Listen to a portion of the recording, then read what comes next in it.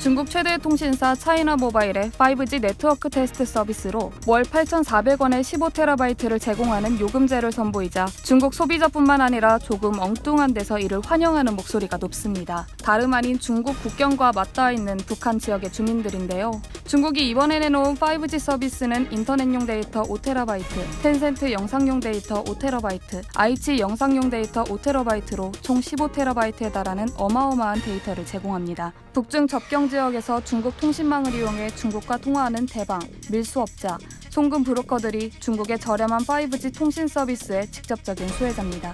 접경 지역에서는 중국 전화기를 가지고 중국이나 한국으로 통화하는 것 모두 불법적인 행위로 단속의 대상인데요. 국경 지역은 밀수를 해서 먹고 사는 집이 많고 그래야 시장에 물건이나 돈이 돌기 때문에 단속이 심해도 이를 근절하기란 불가능에 가깝습니다. 이미 장마당은 북한 경제의 중요한 축을 형성하고 있기 때문입니다. 또 다른 진정한 수혜자들은 한류 문화에 심취한 북한의 일반 주민들입니다. 여태까지는 한국 드라마나 K-팝 영상을 USB에 담아 거래하거나 감상했습니다. 하지만 이제부터는 전혀 그럴 필요가 없어졌습니다. 차이나 모바일의 5G 서비스를 월 8,400원에 15TB를 사용할 수 있기 때문입니다. 불편하게 USB에 담거나 이를 구매해서 태블릿 PC로 감상할 필요가 없다는 거죠.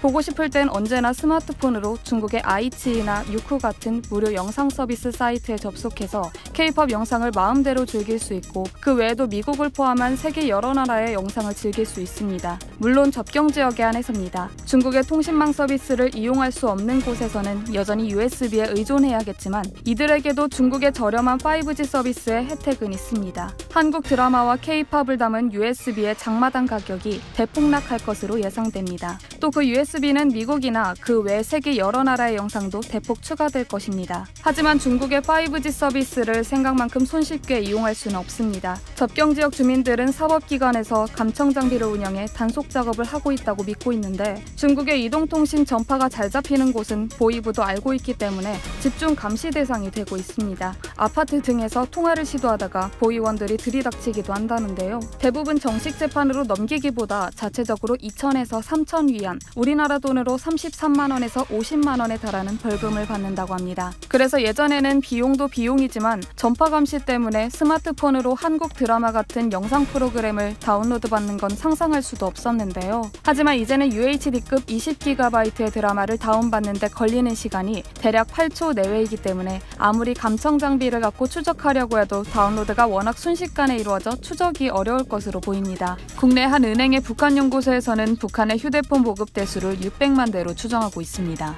대도시와 대학생들의 휴대전화 사용 비율이 높지만 스마트폰 사용자는 주로 평양처럼 대도시에 국한돼 있다고 합니다. 북한의 평양 바깥 지역의 동포들은 늘 평양의 선진 생활을 부러워하지만 최소 스마트폰 문화에 있어서만큼은 중국과 국경을 접하고 있는 북한의 최북단 동포들이 실시간으로 최고급 영상 문화를 즐길 수 있을 것으로 보입니다. 이상 여의도튜브였습니다.